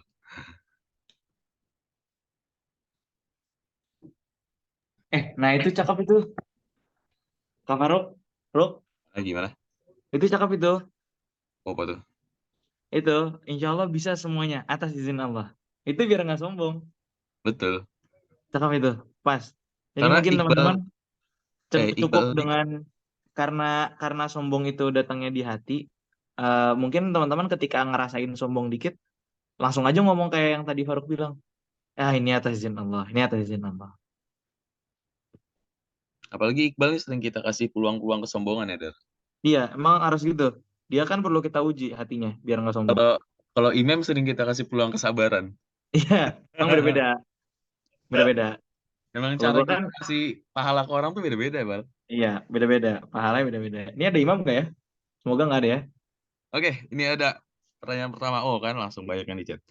Dari Kak Salwa dulu. Izin bertanya, Kak. Kan sombong itu diartikan di mana merendahkan orang lain. Kalau semisalkan kita bersyukur karena kita melihat orang-orang di sekeliling kita yang semisalkan si kondisinya tidak sebaik kita, itu sebenarnya boleh, aduh, kepotong nih. Itu sebenarnya boleh nggak atau malah masuk ke sombong? Jadi, boleh nggak kalau misalkan kita bersyukur karena ngelihat orang-orang di sekeliling kita kayaknya kondisinya nggak sebaik kita. Itu masuk ke sombong atau boleh? Bersyukur ini kita mensyukuri keadaan kita yang lebih baik dari orang lain itu termasuk ke sombong kagak? Kira-kira, Bal. Silakan Iqbal, jeng jeng.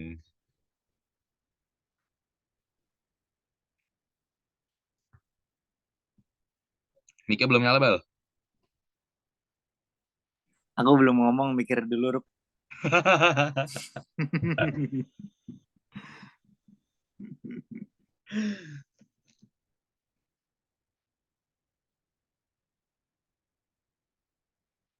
Tapi kalau yang udah punya jawaban boleh langsung jawab deh. Kayaknya Ilmi Hatta menyimpan banyak jawaban. Oh, ini salah satu ikhtiar Nah, itu. Iqbal biar nggak dibilang sombong. Jadi dia Iya, sengaja nggak mau langsung betul. ngasih jawaban. Iya.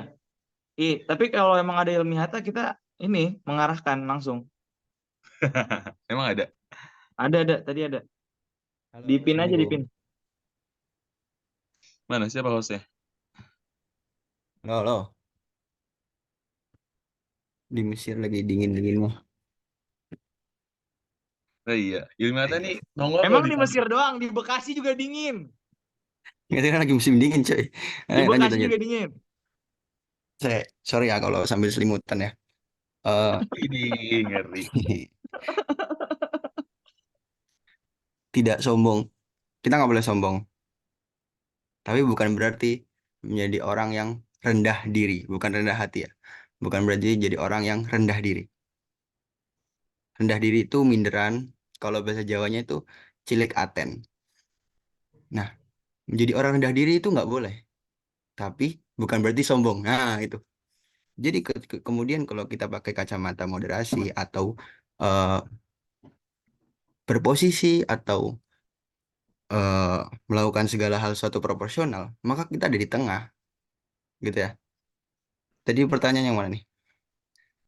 Supaya sesuai apa konteks. Kalau Diartikan misalkan dimana merendahkan kita, orang lain. ya Kalau kita misalkan kayak, kita bersyukur karena melihat orang lain, misalkan kita tidak baik kita, atau sebenarnya udah sombong atau enggak? Ya kalau kita bersyukur dan bukan merendahkan, ya itu enggak apa-apa. Gitu. Jadi bukan nggak sombong itu bukan berarti kita selalu merendah, merendah, merendah, merendah, merendah, merendah, merendah, merendah itu. Kita harus seimbang. Apakah tidak boleh sombong itu artinya ketika kita direndahkan itu kita diam saja? Apakah tidak boleh sombong itu artinya kita tidak boleh mengenalkan citra kita yang baik? Nah, tidak boleh sombong itu harus tetap proporsional. Ini insya Allah bisa jawab banyak ya ke bawah. Proporsional sesuai takarannya masing-masing dengan seimbang. Begitu. Jadi tetap di wasak, tetap di tengah, tetap secara eh, ya tidak terlalu ke atas. Itu nggak. Jadi kan kalau sombong itu kan atas. Tidak boleh terlalu ke atas, tidak boleh juga terlalu bawah, tetap seimbang.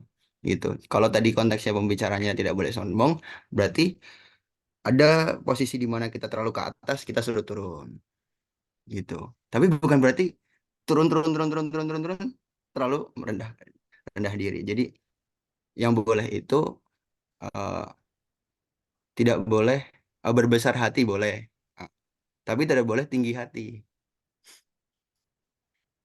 Rendah hati boleh, tapi tidak boleh rendah diri. Jadi tetap seimbang. Itu dari saya. Makasih. betul banget, karena kadang kita emang harus jadiin kelebihan-kelebihan kita atau bisa dibilang anugerah yang diberikan Tuhan itu ya sebagai wadah bersyukur kita. Kalau kita jadiin wadah bersyukur kita ya jadi kebaikan buat kita, tapi kalau kita jadiin alat buat sombong jadi keburukan kita. Kadang kalau kita mikir semua makhluk yang diciptain di dunia ini itu semuanya diciptainnya tugasnya dan fungsinya itu untuk manusia, bahkan sampai kayak ke air, makhluk kan itu juga air, api, tanah, udara, bahkan malaikat pun diciptain sebagian tugasnya buat manusia. Hanya manusia aja yang diciptain tugasnya nggak buat yang alam lain, buat nggak makhluk lain gitu. Sedangkan semua makhluk sampai ke binatang tumbuhan diciptain emang Allah kasih ya buat manusia gitu. Jadi anugerah Tambahin lagi ya. ya Izin gas. tambahin lagi. Angkat tangan. Tadi berarti perbedaannya kita dalam posisi yang sama. Lebih baik gitu. Nah, lebih baik kemudian melihat orang yang ada dalam kondisi yang tidak lebih baik. Di sini pertanyaannya, kita bersyukur. Nah, gitu kan. Kita merendah ke bawah, melihat ke bawah, dan kita melihat orang yang dalam posisi yang kurang baik, kita bersyukur karena kita melihat orang di sekitar kita tidak kondisinya tidak sebaik kita. Apa bedanya ketika kita melihat dengan kacamata bersyukur dan kita melihat dengan kacamata takabur? Wah, syukur atau takabur? Kalau syukur, pastilah kita dari situ terlah akan terlahir nilai-nilai yang baik, hikmah-hikmah yang baik yang bisa memacu amal ibadah kita, ketakwaan kita untuk semakin meningkat. Nah, itu bedanya. Kalau menggunakan kacamata syukur, kalau menggunakan kacamata kabur, itu ya, ih, apa ya? Kita bisa ini common sense lah ada. Kita tahu lah, bukan mengambil pelajaran, tapi selalu merasa dasar, selalu meninggikan posisi diri sendiri. Maka ada pepatah orang alim itu mengatakan apa yang Allah perbuat untuk saya, sedangkan orang bodoh itu mengatakan saya melakukan. Jadi kalau orang alim itu mengisnadkan semuanya pada Allah. Hada min fadli Rabbi, semuanya dari Allah, semua dari Allah. Begitu. Ketika dikasih martabat yang tinggi, semuanya dari Allah. Makanya ketika ada orang yang martabatnya lebih rendah, jadikan pelajaran. Begitu. Jadi orang-orang yang melihat seseorang lain, orang lain dengan posisi yang lebih rendah, kemudian dia bertakabur, maka dia adalah orang bodoh yang tidak bisa mengambil pelajaran dan tidak menyadari bahwasanya semua yang apa Semua yang dia terima itu berasal dari Allah. Kemudian tadi ke konsep keseimbangan, tambahin lagi, itu secara universal ada dimanapun. Sekarang, jadi bukan berarti gara-gara kita nggak boleh sombong, kita rendah diri tadi kan. Itu sama aja kalau kita kedinginan, bukan berarti kita harus membakar diri sendiri. Jadi tetap seimbang. Bukan berarti ketika kita kepanasan, habis itu kita membekukan diri sendiri. Tapi semua yang kita tuju adalah rasa hangat. Tidak terlalu atas dan tidak terlalu tengah. Terima kasih. Oke, mantap. Kita bacain dulu yang setelah ya, Mi. Tapi ini Kak Agesti mau nambahin gimana Kak Agesti? Coba boleh tambahin secara singkat. Oke, bismillahirrahmanirrahim. Terima kasih Kak untuk kesempatannya. Singkatnya seperti ini teman-teman. Ada sebuah hadis itu mengatakan atau bunyinya itu inna a'malu biniyat.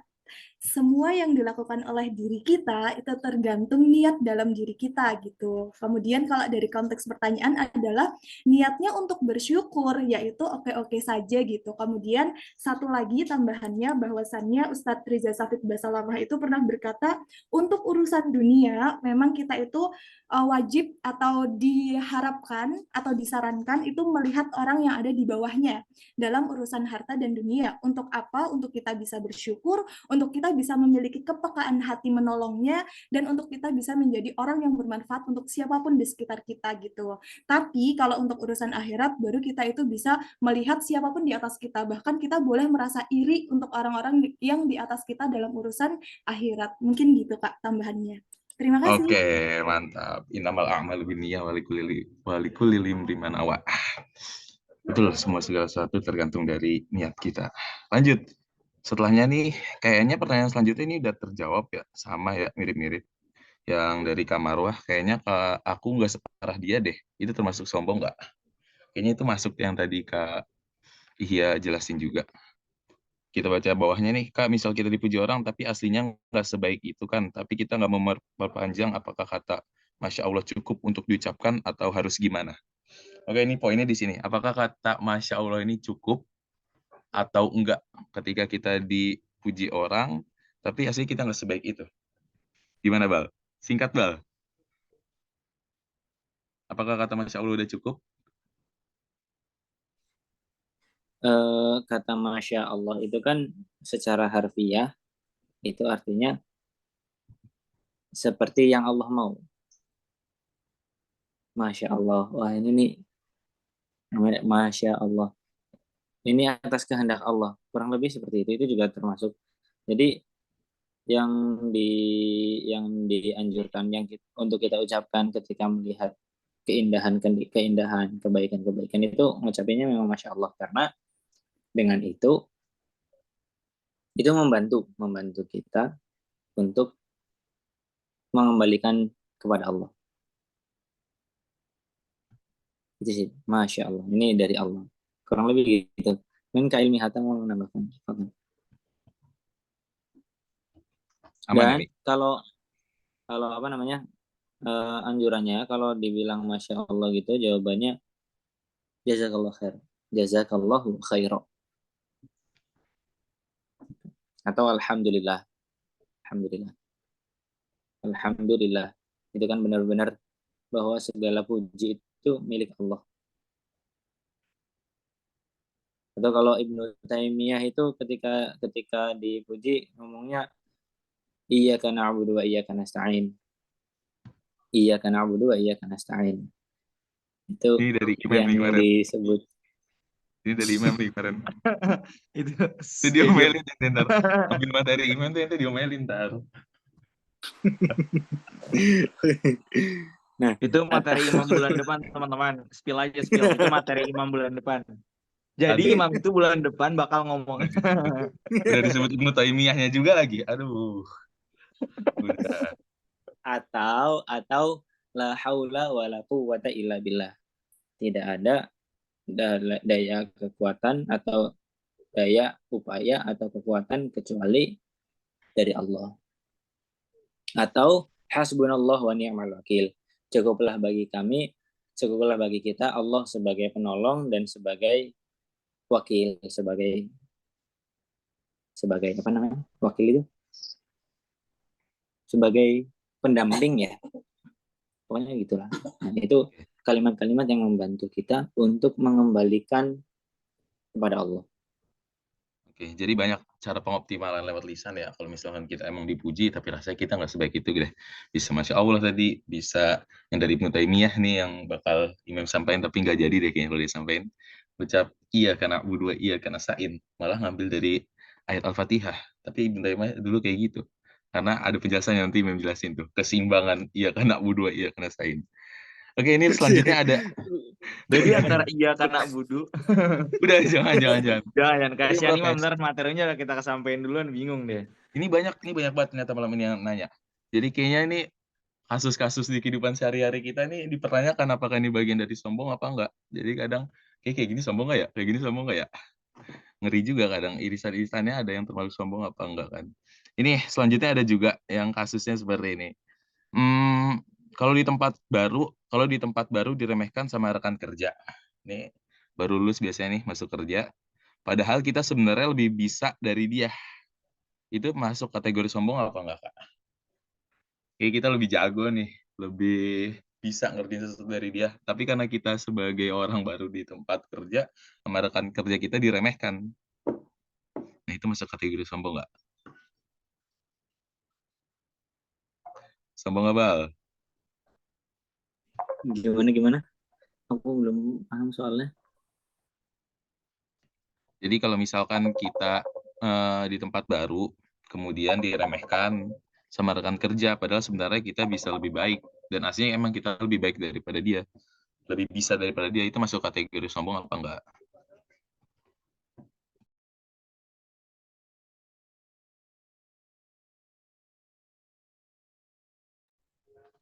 Sombong nggak, Bal? Itu, Bal?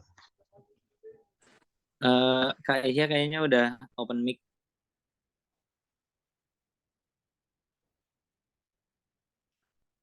Itu kan itu sifat, maksudnya ada orang kerja kita lebih baik dari dia, ya udah itu sifat lebih baik, dan selama itu tidak diekspresikan itu nggak ada perkara sombong atau enggak, kecuali kemudian kalau mengekspresikan dengan cara-cara tertentu, kemudian bisa di baru bisa dinilai itu sombong atau enggak. Kalau di tempat baru diremehkan sama rekan kerja, padahal kita sebenarnya lebih baik dari dia, kan yang remehin dia. Berarti penilaiannya ada di dia. Berarti dia tidak bisa menghargai orang lain, tidak bisa bermuamalah dengan baik. Dan kitanya lebih baik dari dia. Kita di sini nggak ada keterangan ngapain. Itu kita nggak bisa jelasin, nggak bisa menilai itu sombong atau tidak, karena tidak ada ekspresi tertentu untuk. Ini kayaknya ada lanjutannya deh dia. Masih kurang nulisnya nih, Mbak Evi. Kalau ini kan yang jadi sombong harusnya rekan kerjanya ini ya, Kalau yang misalnya meremehkan. diremehkan, itu kemudian solusinya adalah dengan solusi paling berat. Solusinya berat, tapi caranya itu paling ampuh, yaitu sabar. Tuh. Sabar dan kemudian membuktikannya tidak secara emosional, tapi dengan hikmah dan keteladanan. Itu sih dari saya. Oke, kita lanjut dulu nih. Takut gak cukup soalnya waktunya. Ini dari Kaza. Mau bertanya, tadi kan yang paling darurat adalah ketika kesombongan yang divalidasi orang lain sebagai ujian. Bagaimana jika itu di posisi kita yang dianggap sombong oleh orang lain dan mengajak circle atau gengnya untuk tidak menyukai orang tersebut? Padahal enggak dan biasa saja. Apa yang harus Contohnya, biasanya kalau gini harus ada contohnya, Ro. Iya, Contohnya. ini panjang nih soalnya. Jadi mengerti kayaknya ini. Contohnya gimana contohnya? Ntar nggak sengaja nyebut nama. Apa yang harus Habis itu dilakukan besoknya saling blok. saja? Gitu. Besoknya saling blok. Oh, orangnya di sini tahu-taunya. Iya, tahu-taunya orangnya di sini.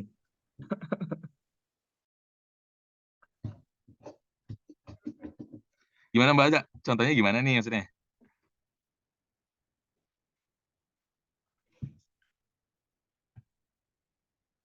Oh, di circle kantornya. Gimana, Mas Iqbal? Udah paham belum, Mas Iqbal, pertanyaannya? MC juga boleh jawab loh, Rup. Tadi gue udah nambahin setelah iya dikit. Ini untuk mempersingkat waktu, kayaknya Iqbal aja yang jawab. Haidar dari tadi belum jawab. Gimana, Dar? Mau nambahin, Dar? Atau yang lain juga boleh dong. Berarti pertanyaannya Nah, ketika itu kita, Haidar berarti itu. pertanyaannya ketika kita dianggap sombong ya? Enggak, itu baca aja pertanyaannya. Aduh, bentar. Bro. Baik, terima kasih. Aja. Tadi menurut adalah ketika kesombongan yang divalidasi oleh orang lain sebagai ujian. Bagaimana jika itu di posisi kita yang dianggap sombong oleh orang lain dan mengajak circle atau gengnya untuk tidak menyukai orang tersebut. Padahal enggak dan biasa aja. Apa yang harus dilakukan? Apakah mendiamkan saja?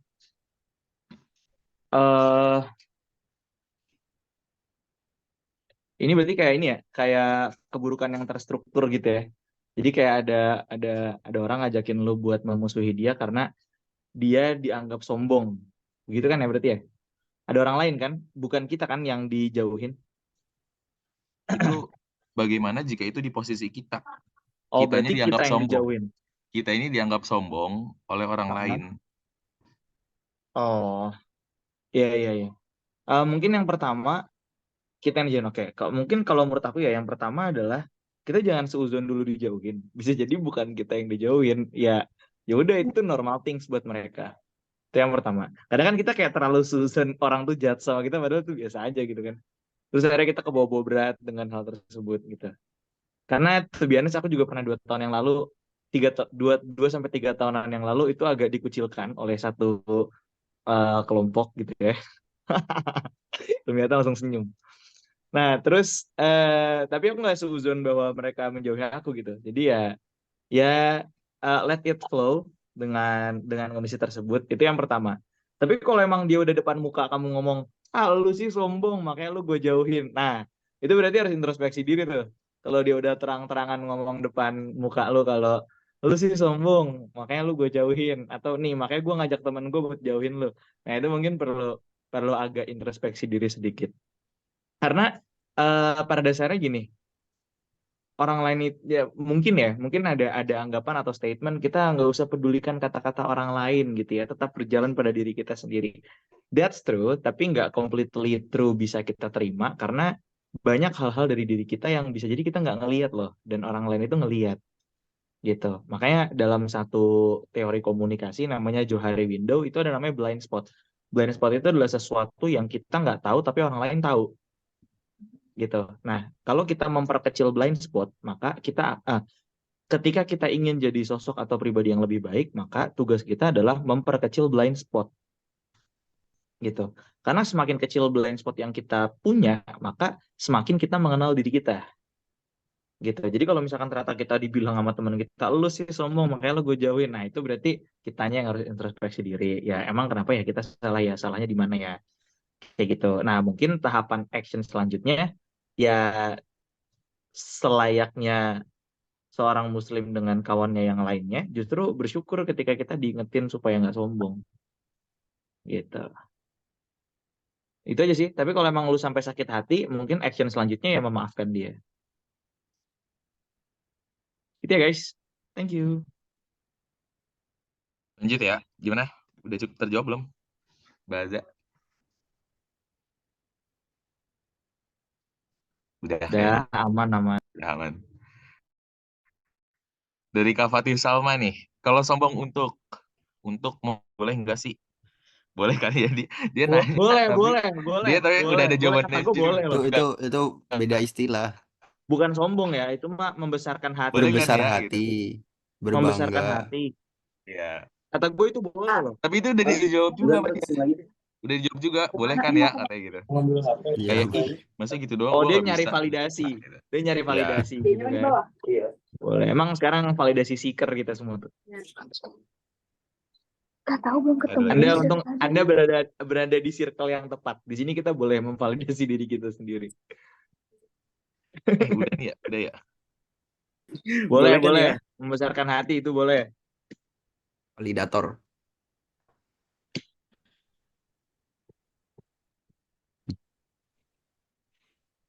Oke, ada lagi?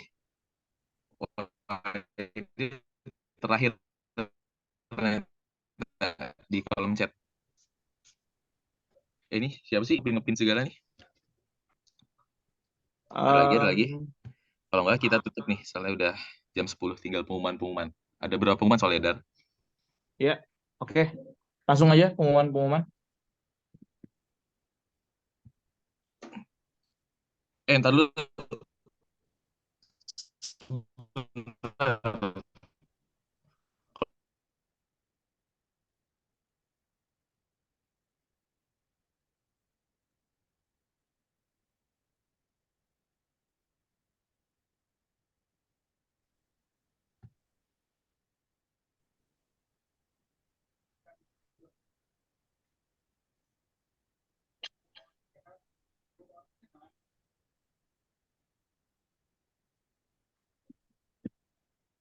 Ayo Ruk, kenapa Ruk?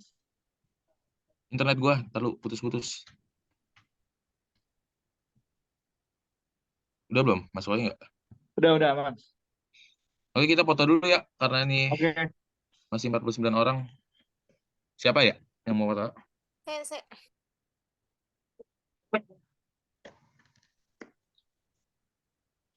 Siapa yang mau foto?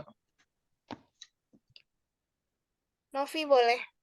Oke, Ayo, Mbak Novi. Mbak Novi ya.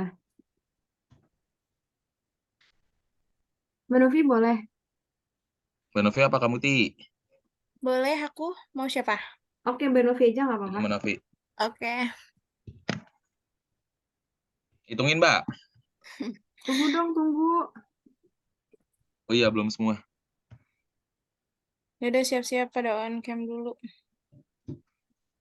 Oke, 10 detik buat siap-siap. Yang belum on cam. 10, 9, 8, 7, 6, 5. Belum, Jar. Lu udah gaya aja, Dar. 4, 3, 2, 1. Oke. Dianggap semuanya udah Ya. siap. Oke, silakan Mbak Novi. Oke, siap. 1, 2, 3. Yang 3 ya. 1, 2, 3. Oke, karena sekarang speaker Iqbal, kita ikutin gaya Iqbal. Gaya legendnya Iqbal. Dari dulu Iqbal mulu. Enggak, ini karena dia speaker. Kayaknya speaker gak speaker Iqbal deh. Oke, 1, 2, 3. Oke, thank you. Gini Oh, nggak ada sih lagi? guys? Ada Udah? lagi? Ada lagi? Foto puasa begini udah pernah dijelasin belum filosofinya? Apa